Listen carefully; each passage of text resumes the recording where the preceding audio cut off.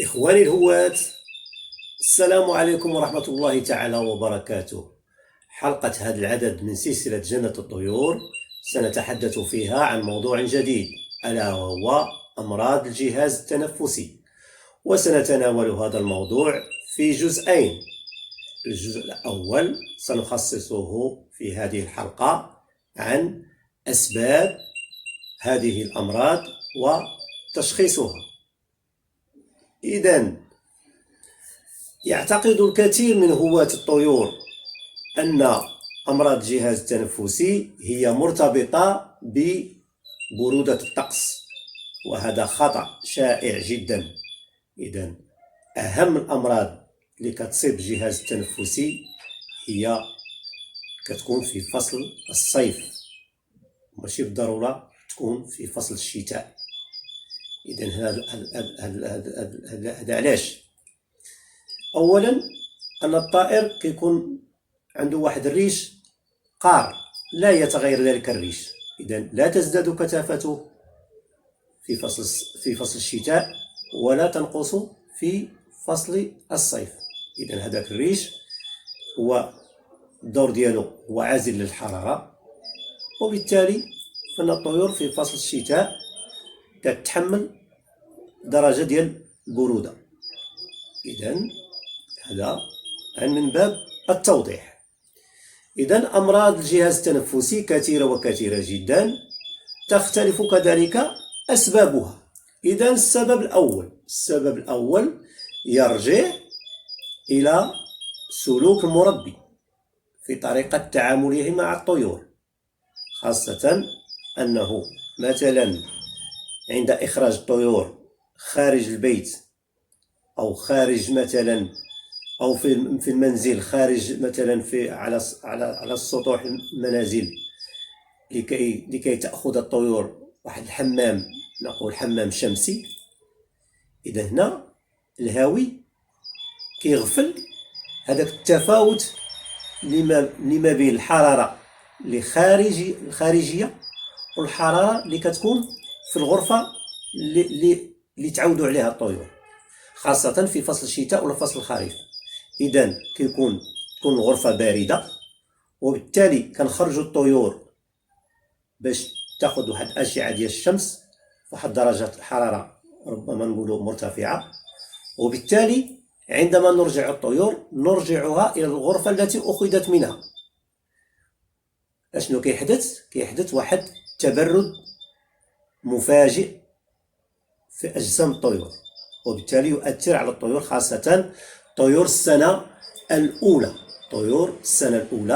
التي لم تتعود هذاك الفرق ما بين الحرارة اللي خارج البيت والحرارة اللي داخل البيت. إذن هذا سبب.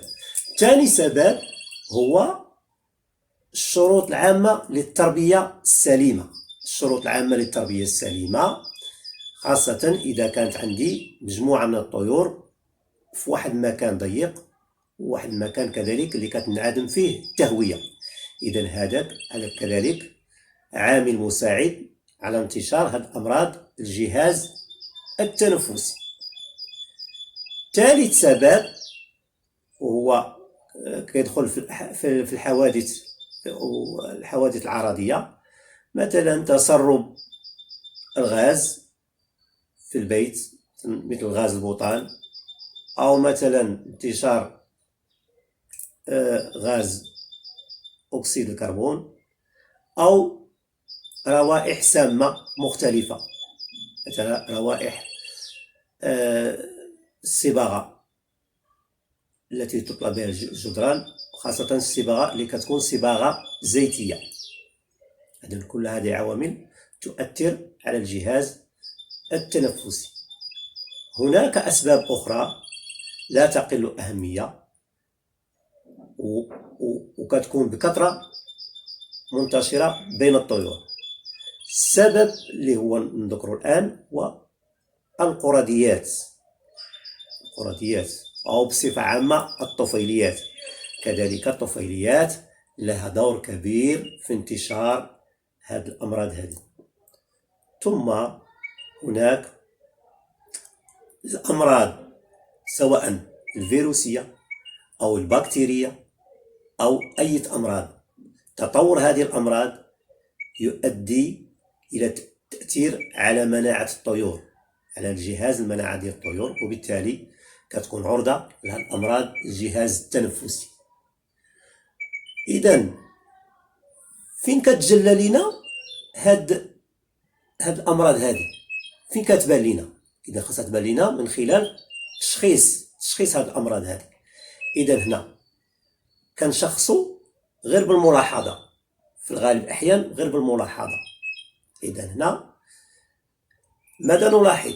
نلاحظ أن الطائر كيلقى صعوبة في التنفس، ضيق التنفس، المنقار عادة مفتوح، ثم نلمس أن هناك شخير متقطع أثناء المساء في الليل، وهناك كذلك عطس من حين إلى آخر، ثم هناك مثلا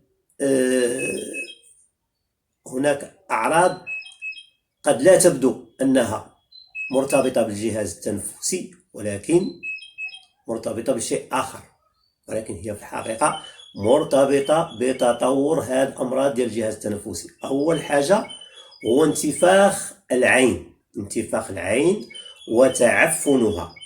وتعفنها، وكذلك تساقط الريش من حولها. إذن هذاك مرحلة متأخرة من أمراض الجهاز التنفسي. ثم هناك شيء آخر كيكون معيار على أن هذه الطيور مصابة بأمراض الجهاز التنفسي، وهو سيلان الجيوب الأنفية. وهذا السيلان كيبان لنا على المنقار في الجيوب الأنفية، وبعد اجتفافه يتصلب الريش المحيط بتلك الجيوب الأنفية. هذا كذلك هناك نقص تغريد بالنسبة للطيور المغردة، سواء الحسون سواء الكناري وما شابه ذلك. ثم انعدام الصوت في مرحلة أخرى بالنسبة لطيور كبيرة الحجم مثل الببغاوات. إذن هذه كانت جملة من الأسباب والأعراض التي تؤدي إلى أمراض الجهاز التنفسي. إلى ذلكم الحين أستودعكم الله إخواني، على أمل اللقاء بكم في الحلقة القادمة في الجزء الثاني، والذي سنخصصه لتلك الأمراض التي تصيب الجهاز التنفسي وطرق الوقاية والعلاج. قبل ذلك لا تنسوا إخواني الهواة أن تشتركوا في القناة وتضغطوا على زر الجرس ليصلكم كل جديد إن شاء الله. والسلام عليكم ورحمة الله تعالى وبركاته.